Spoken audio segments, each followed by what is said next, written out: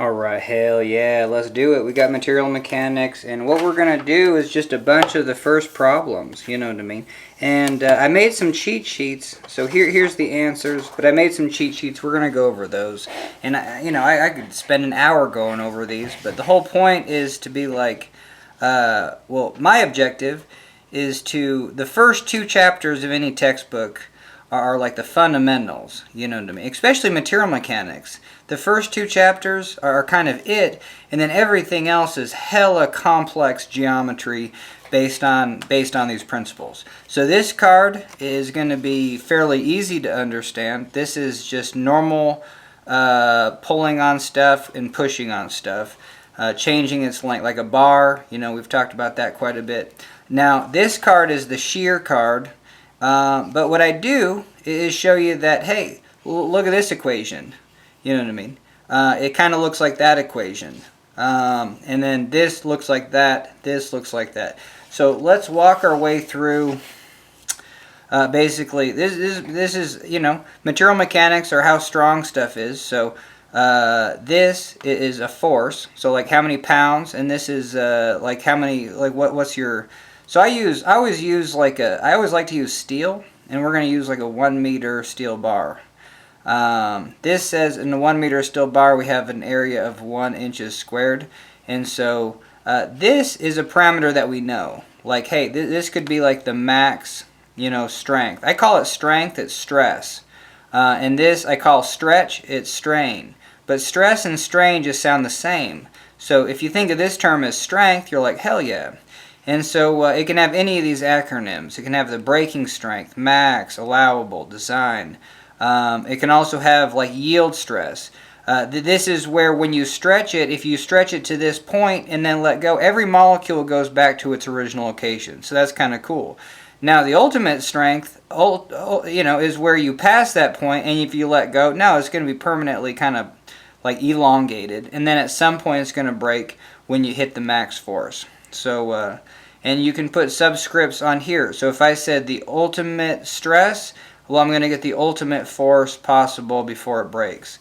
If I get the yield stress, you know what I mean, I'm going to get the force to bring it to that point of yield. When I back it up, every molecule goes to the original location. So that's kind of the first equation for material mechanics. The second is the fact that things can stretch out. If I can say over here that on this, 1 square inch and a force of, well, for steel, this is a pretty good one, 58,000 pounds. And I should write on here, because if you do 58,000, modulus of elasticity comes out to be 29 million. Sometimes it's written for sure 29 times 10 to the 6, or 2.9 times 10 to the 7. But if you write it out 29 million, we got pounds per inches squared. Now, 29 is just half of 58. So 29 is half of 58. But hey, we got 3 extra zeros here. You know what I mean? So this is 2,000 times greater than that one. Alright, error at the 3.5 minute mark. I said this was 2,000 times this? Hell no. Because if I just take this times 1,000, I get 58 million. So we got to divide by 2. 1,000 divided by 2 is 500. 500 times. There you go. Okay. So, and we'll talk about that relationship in just a second. But anyway, so if you have the max strength of 58,000 psi and you have 1 square inch of steel, you could hang something that's 58,000 pounds. So that's pretty cool. And when you do, it's going to change this length. And just by observation, you know what I mean? You do this to any piece of steel and you say, whoa, it changed length by yay amount.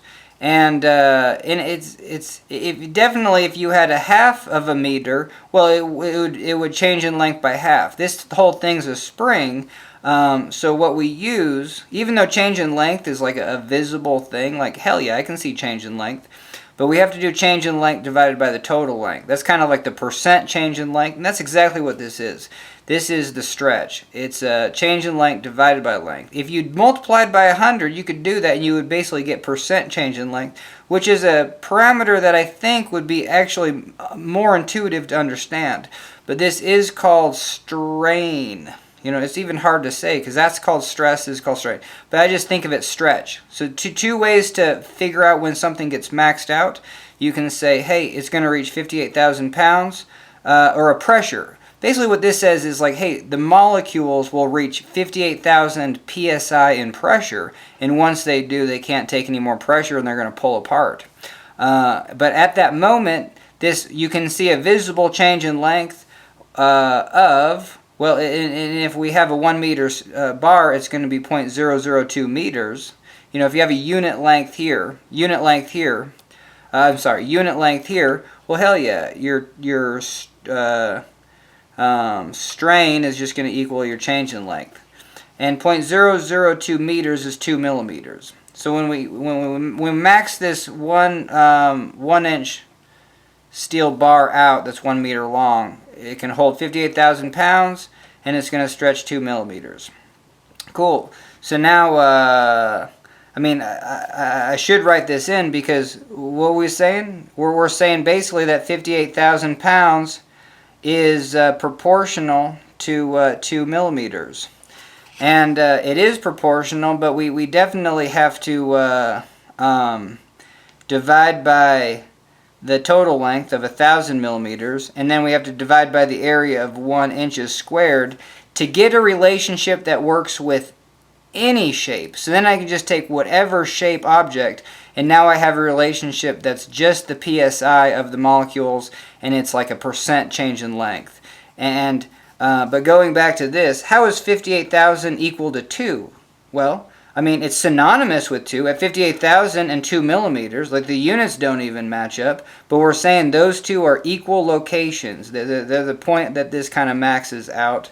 And, back it up a bit. It's not when it breaks. It's not the ultimate. But it's when it yields and starts to go plastic, and any more pounds will actually... this yield and this ultimate are very close together. So you get any little bit more extra, and it's just going to start stretching until it breaks. So, this is a ceiling for trying to keep people alive and not losing your job as an engineer. Okay, so hell yeah. So how are these two things synonymous? Well, that's what this equation is. So basically you have two equations. You have this equation based on strength, this equation based on stretch. It's two of the same ways to kind of solve a problem. So that's kind of a cool aspect about material mechanics. And then we use this equation to kind of link everything together. What this does is say, hey, there's what we just said it. These two are equal. So now how do we make these equal? Well, how would you make 0.002 equal to 58,000? You'd have to divide 58,000 by 0.002.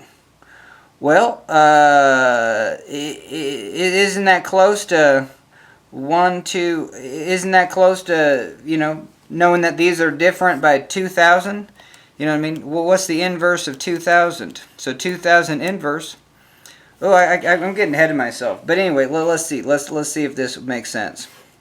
So we're going to take 58,000 divided by 0.002. And we get 29. I'm sorry, we get this number. Yeah, we get 29 million. So this E is the modulus of elasticity. And damn, I'm going to run out of room. I didn't really want to draw this, but so if we do this stress strain diagram, basically pounds force and visible change in length, we're going to see that change in length right here, and we're going to see that P max right there. You know what I mean? But we do a stress strain because we want a parameter that works for every shape of object. You know what I mean? So just in general.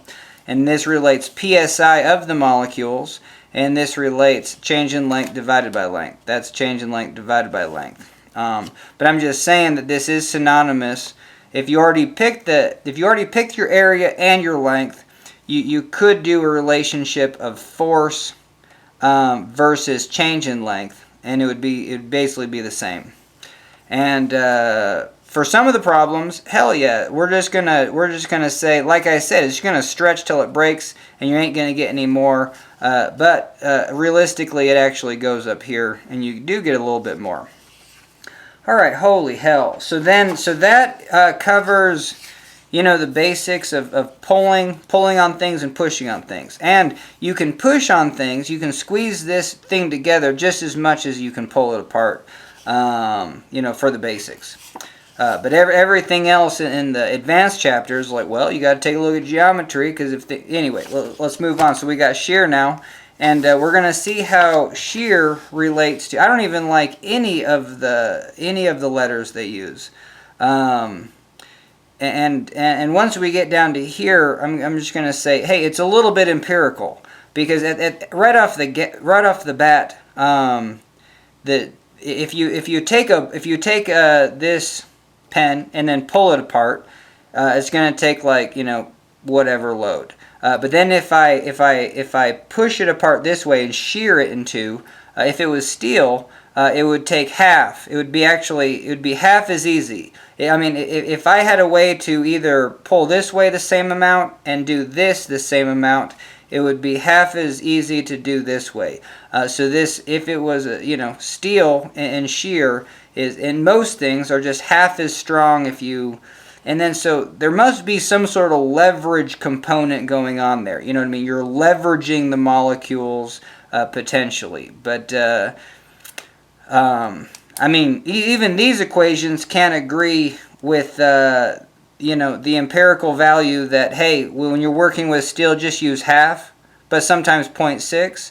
But if you actually use the equation that relates strength and shear, hell no, it comes out to 0.79. So why the hell aren't we using that? You know what I mean? So, but anyway, there's a lot of things where you're just like in the weeds with, it's cool that you can take something and put very linear equations to it, where everything's not just hella empirical. You know what I mean? It's like you have to pick a shape and then go to a chart and then be like, okay, that, you know what I mean? So the cool thing about material mechanics from the basics is like, hey, as long as you're in this linear range, you have equations that can work for all shapes, and it doesn't matter. Everything's proportional. I mean, this little piece of steel could be that size on the page, and still, I can only put 58,000 psi between the molecules before, or this thing could be 4 inches by 4 inches square and 20 feet long, and I can still only get the molecules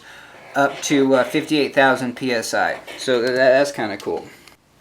All right, let's see how these shear equations are very synonymous with the strength equation. So I'm going to say, hey, this is the strength in shear, and this is the force. So V is kind of F. You know what I mean? I guess I'll go with it. You know what I mean? I would just like, sometimes what I do is I just use this equation. It's the dumbest probably thing to do. You don't want to learn bad things. But I mean, basically you're saying like, hey, this is just a symbol for strength, and I'm saying, hey, I'm going to apply a force over an area. The only difference is that when you apply this force, you're applying it, this way, and the area is that. But the second you apply a force this way, okay, cool. You're still applying a force F, and the area is the exact same area. You're just going a different direction. Instead of pulling longwise to that area, or where the area is kind of perpendicular, facing, like has a face, you know what I mean? When you're putting a load this way and this way, well, yeah, your load is parallel to the face of the area. That's the only difference, you know what I mean? So sometimes I'm just like, I hate shear so much because it's so complex. It's the reason I failed out of this course, because it's just like the verbiage, and it's just like, what the hell are you talking about? So anyway, so basically you have strength, and you have a force in pounds divided by an area. It's the same PSI.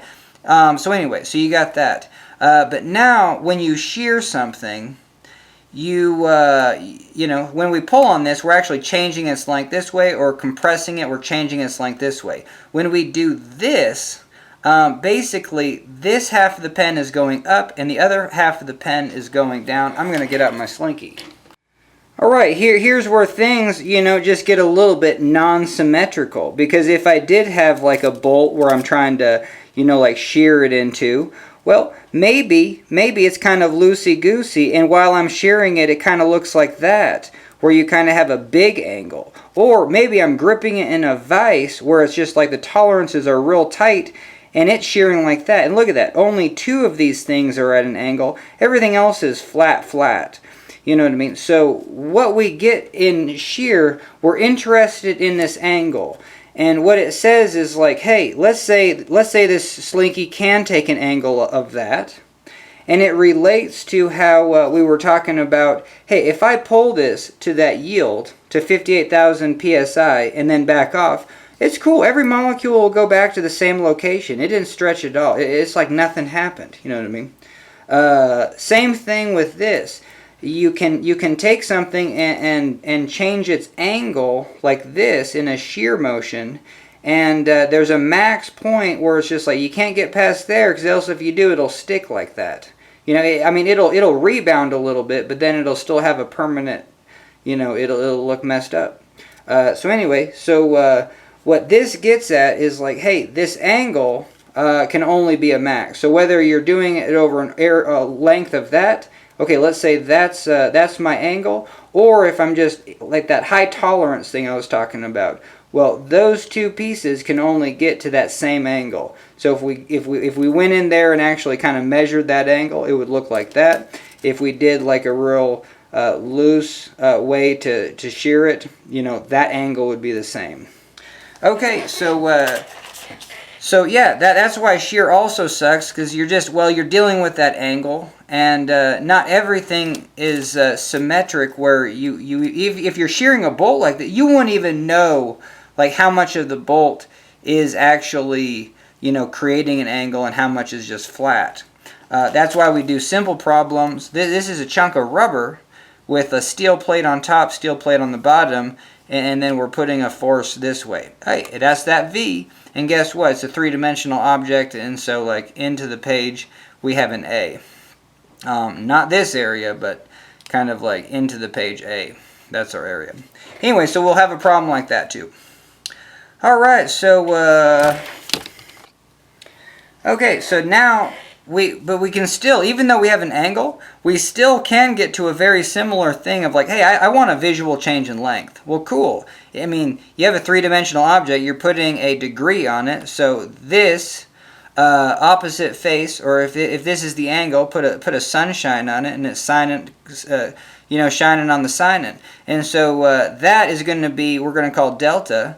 And come right down here to this equation, because hey, we said stretch is equal to change in length over length. All right, here's our stretch for shear, and we're saying this stretch is equal to delta H. And stretch is a pretty good word, because you're still stretching molecules past one another, and if you do so far enough, they're going to stick.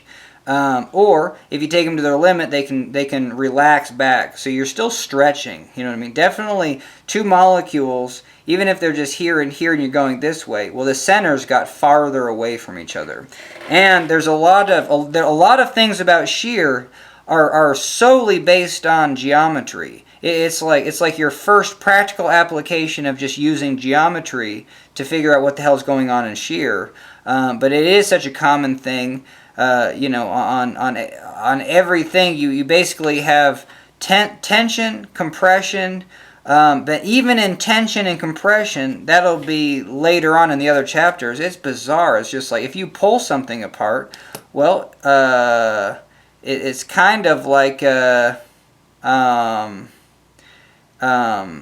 it's kind of like you're shearing it, but you're you know, just really shallow angles maybe, yeah, anyway. So man, but yeah. The whole idea is to be like, hey, let's just get the equations that we know and then solve some problems.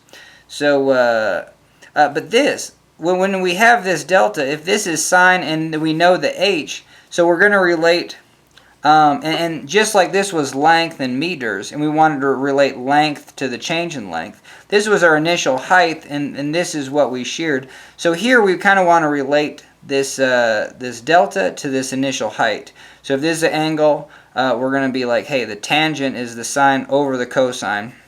And so we do, and I should have wrote that out. So tangent of the angle is delta divided by h. If we want to rearrange and just solve for this, we got to go, hey, our radians, our angle is inverse tangent delta over h. But the cool thing is, unless you're dealing with rubber, for the one problem that does that, everything else is like steel and concrete, where this angle like barely is so tiny that you use the small angles for sines and cosines. And because tangent is sine divided by cosine, Well, sine of a small angle is just this, and cosine of a small angle is 100% 1. So you just have this delta divided by 1, and that's why you get, I don't know why the hell I'm saying delta, but the angle.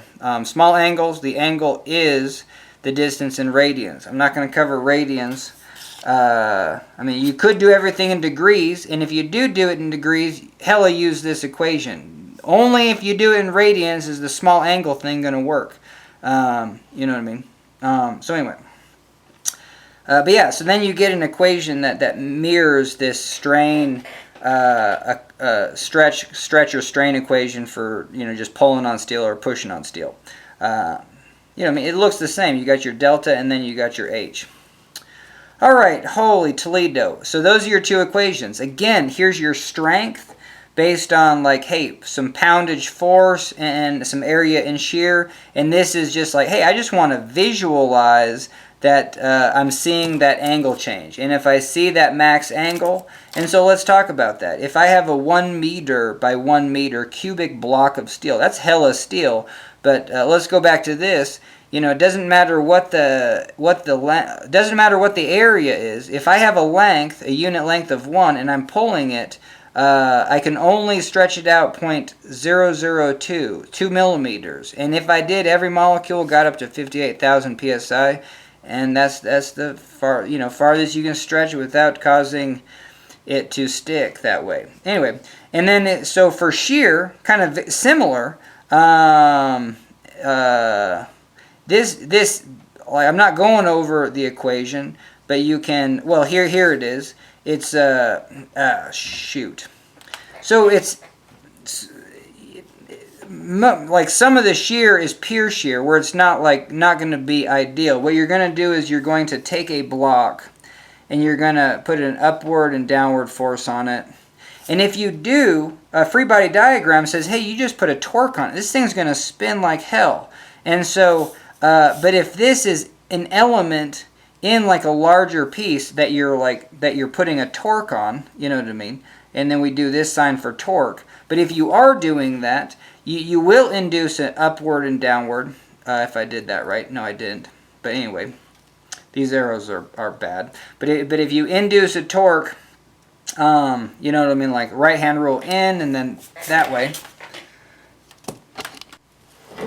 Alright, hell yeah, if you induce that torque, this little square is going to go up and down. It's going to have a force up and a force down. But we visually, you know what I mean, the F equals ma, we do not see that it's spinning in space. So we take the free body, chop it out of outer space. Sure, we can identify those two forces, but we observe that it's not spinning.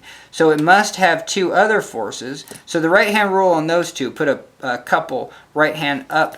So we need two other forces that put a couple down. So this is called pure shear. And when we do that, hell yeah, now we have two forces that are trying to turn this into a diamond shape. And we take this length along the diamond and we say, hell yeah, that length changes. And then so we can say for sure. And we know this change in length is proportional to E. And then we know that the max degrees in here, on pure shear, it's delta divided by 2 because this is kind of an ideal scenario where you're just like, this is fixed to the floor. And I still don't understand how when you pull on that, you're not going to have any height change. You know what I mean? But it seems like a little empirical. You know what I mean? But if you have pure shear, this is exactly this should be geometrically exactly what happens. These 1 meter lengths do not change at all, but the shape definitely changes, and this gets longer. So you can relate strain to this change in length. And what we find from and I'll do a separate video on this, just because it's fascinating. You find that this angle, in radians, it's a tiny angle for steel.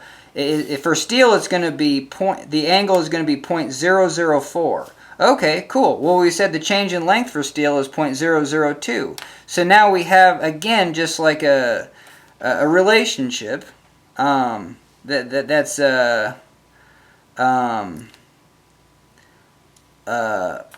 And it works because strain is a dimensionless number. You know what I mean? And this angle is in radians, which is also dimensionless. So you don't have any proportionality constant that relates them. But yeah, anywhere where you see, but yeah, you can take that strain max and equal it to, so this 0.002 is 0.004 divided by 2. Or better said, if we know this for steel, 0.002 times 2 is 0.004. And that's the angle in radians that we would get. And because of that, then you have something that starts to relate this card with this card. Because other than that, we were just saying this card was independent, and then if we shear, we got to go to this card. But now we're saying, oh, if we do put a shear on it, we are... You know what I mean? That's why that's why like shear is so fascinating, because it is geometry. Like in this case, you're lengthening this side, but you're also compressing in this side. So that's fascinating. That would be the last thing that we're going to cover before we start doing problems. And it's kind of advanced, but no, it's not, because we have to go over it, because we have this Poisson's ratio type thing. It's like, hey, when we do lengthen this by a change in length, doesn't it get thinner? You know what I mean? Wouldn't that just make sense? We're just like, okay, with steel, we're lengthening it, and doesn't it get thinner? Yes, it does. So now we're just going to take a square chunk of steel, and if we say that we pull on it this way by 2 millimeters, kind of that max, well, guess what? It gets narrower, not by 2 millimeters, not even by 1 millimeter, and I got to just do one side, not both at the same time. But it's only 2 millimeters times 0.3. So this only drops by 0.6 millimeters. So it gets thinner by 0.6. So that means that there's this ratio of Poisson's of 0.3 for steel. And so now we're going to do a little bit of an iteration, because it explains why when you do something in pure shear, you're lengthening this diamond, but at the same time you're compressing this diamond at the same time.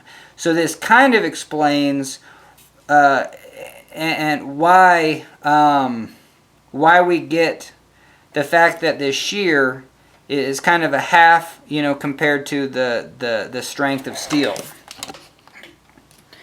All right, hell yeah.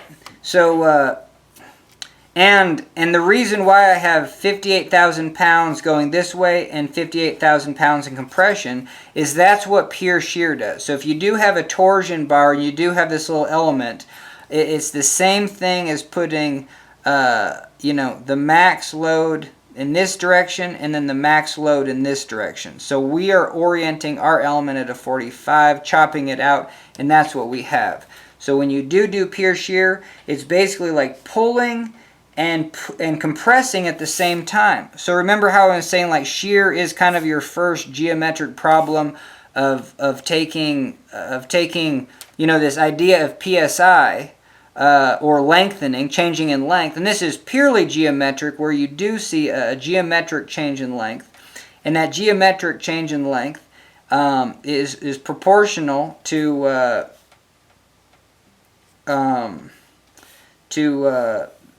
that element being pulled apart and pushed in and compressed the same amount.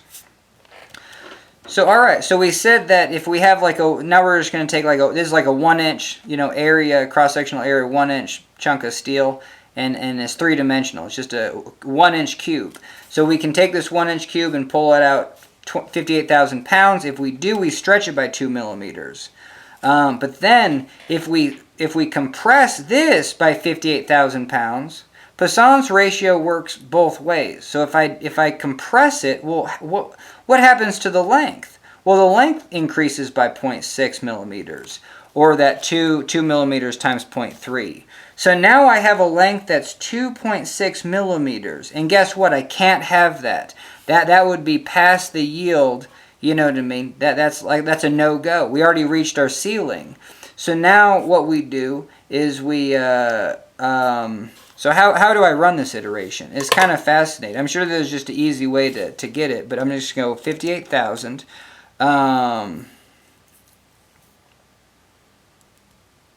I gotta think about this.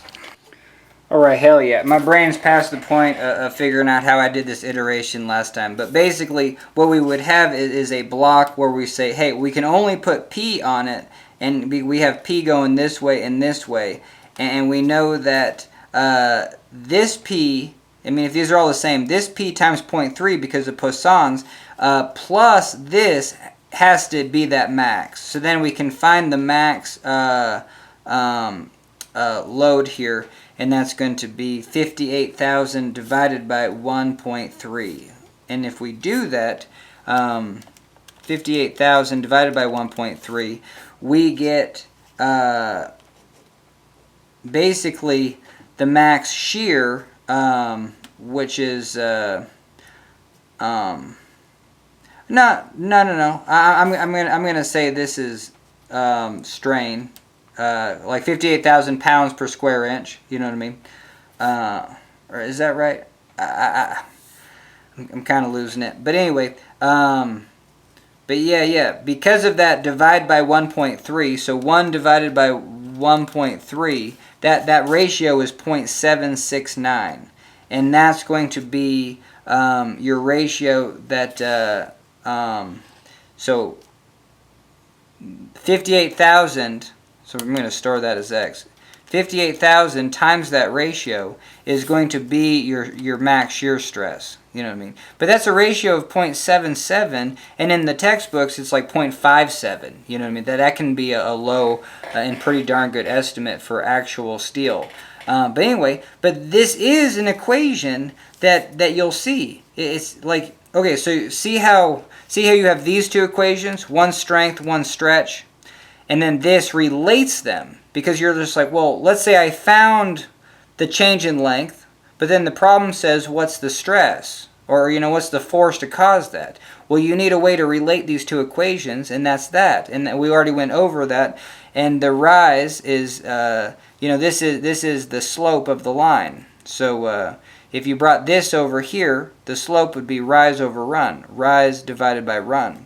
And the same thing you have going on here.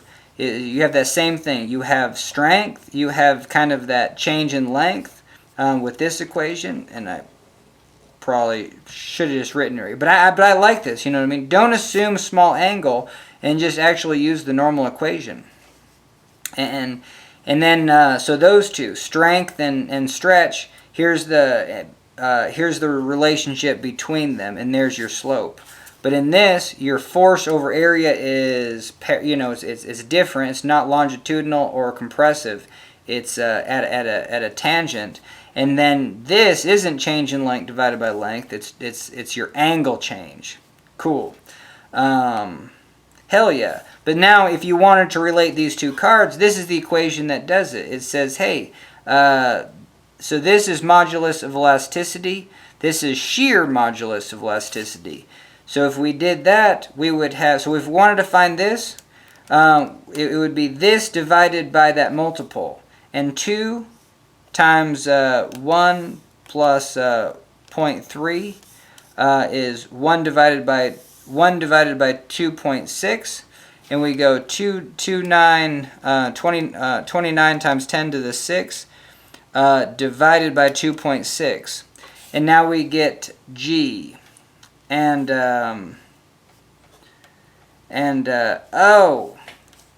it seems like, oh, well, isn't the ratio 1 divided by 2.6? 1 divided by 2.6, and what's the inverse of that?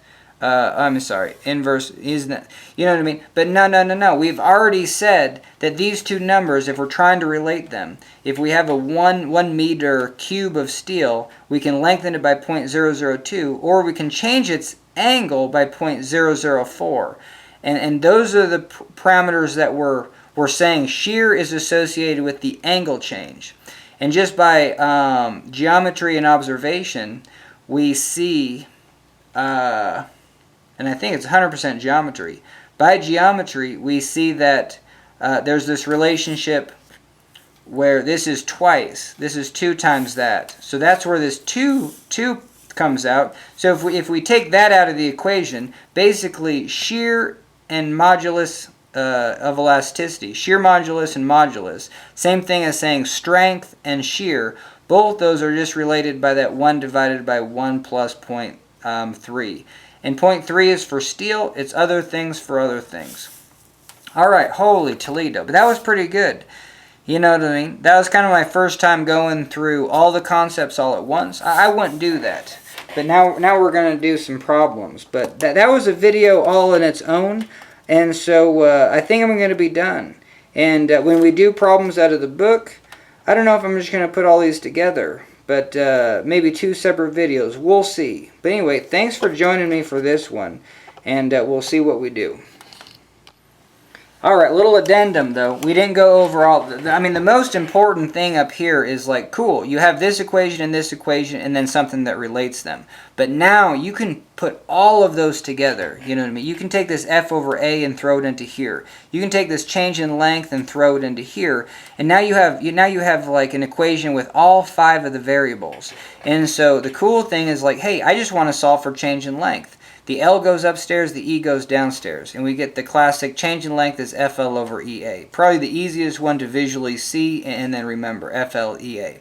And then we can solve for force, and I do it this way. Force, and then I bring the EA to this side and the L, EAL, and then the change in length out here. Because the force of a spring is force is equal to K change in length. And so that's what we're doing. And now every material mechanics problem, you can turn it into a spring problem. I mean, if you're cool with physics, no one is. No, I don't know. It's like springs in physics is just like, you know, and that's why no one likes physics.